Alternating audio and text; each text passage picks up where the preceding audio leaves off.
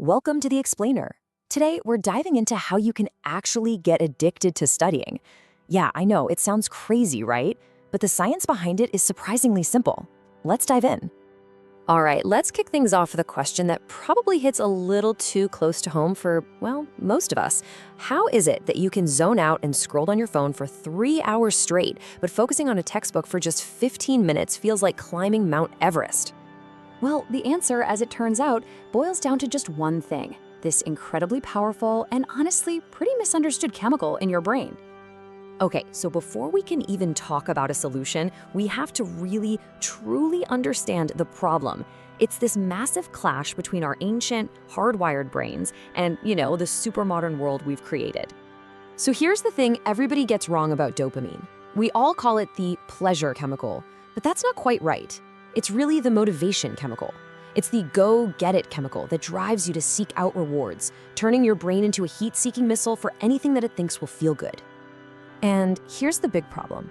Our natural reward system, the one that's been evolving for millions of years, just wasn't built for the world we live in today. It's been completely, totally hijacked by an environment that is just packed with superstimulants. I mean, just think about it.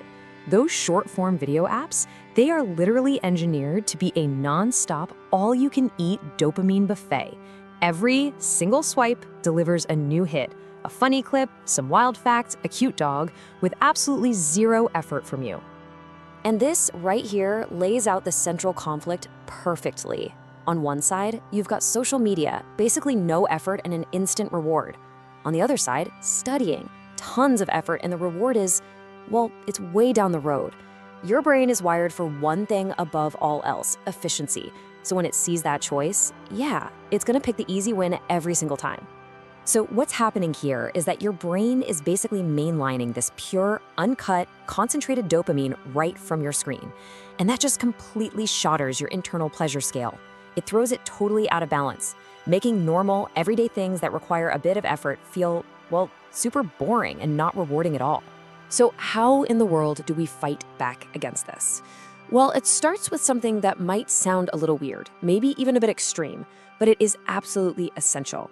We need to do a complete system reset. The goal here is really simple, but trust me, it's incredibly powerful. We have to reset your dopamine baseline. Imagine a scale that's been so overloaded on one side that it can't even register small weights anymore. That's your brain. We need to get that scale back to zero so that simpler things, simpler activities can actually feel pleasurable again. And look, this doesn't mean you have to go on some crazy month-long silent retreat or anything.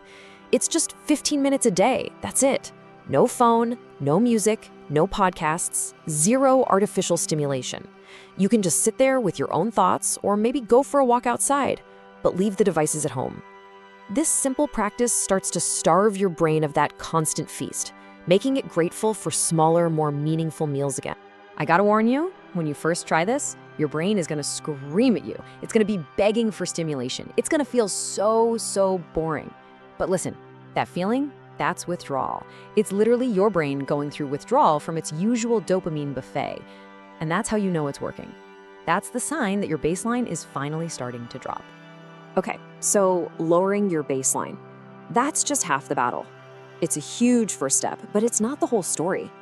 Once your brain is reset and more sensitive, the next step is to turn studying itself into a dopamine delivery machine. And a huge part of this is just a mental shift, a change in perspective. You have to stop seeing your textbooks as these torture devices and start seeing them for what they are: treasure maps. Every page has clues and knowledge that can genuinely change your world. Deep down, your brain wants to understand things. It craves that feeling of aha. Okay, so how do we do that practically? First thing, break it down. Don't look at a whole chapter. Look at one tiny, conquerable piece, maybe a single paragraph or just one math problem. And after you finish that one tiny thing, do something physical. Put a big check mark next to it, draw a little star, whatever. That simple act, that physical motion of checking it off, actually triggers a small, satisfying little hit of dopamine in your brain. You are literally rewarding yourself in real time for making progress. All right, technique number 2, you gotta gamify it. Turn studying into a game. The Pomodoro technique, it's absolutely perfect for this. You set a timer for 25 minutes, and for those 25 minutes, you are laser focused on that one task. nothing else. Your brain just loves this stuff. It loves countdowns. It loves clear start and end points. It makes a huge, scary task feel like a short, winnable level in a video game. And here's the cool part. Every time that timer dings, you're not just getting a break. You've just banked another win, another little dopamine hit. What you're really doing is training your brain one 25-minute sprint at a time that focus actually feels good, that progress feels good.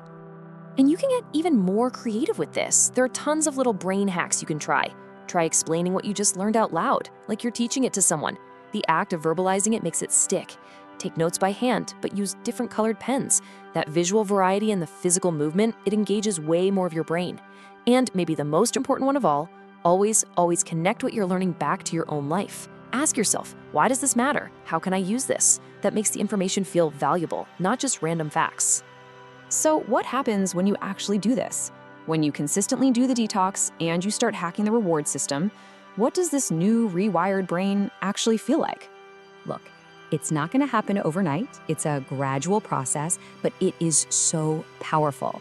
Day one, you just start with those 15 boring minutes, but give it a couple of weeks, and I promise you, you'll start to feel a real shift, a real change in your ability to just sit down and focus. And after a month or so, this is where it gets crazy. You might actually find yourself craving a study session. Your brain will start to seek out that feeling of learning and understanding. Because see, the ultimate goal here isn't to force yourself to study through sheer grinding discipline. It's to get to a place where you're studying because you're actually curious, because you want to know. That's the magic moment. That's when you'll find yourself reaching for a book instead of your phone, not out of obligation, but out of a genuine desire to learn. So if there's one thing you take away from all this, let it be this. Your brain isn't broken. You're not lazy. It's just been hijacked by an environment that it was never designed to handle. But the good news is, once you understand the rules of the game, once you understand the chemistry, you can absolutely take back control. So the only real question left is, are you ready to give it a shot?